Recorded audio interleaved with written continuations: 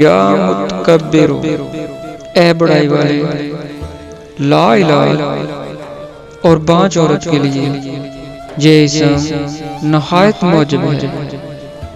बीवी के पास जाते वक्त 10 मरतबा ये इसम पढ़ा जाए तो इंशाअल्लाह अल्लाह ताला फर्जंदे नेक साले अता होगा। जो शख्स इसे रोजाना 420 मरतबा पढ़ने का मामूल बना ले, इसके हर काम में बरकत पैदा होगी।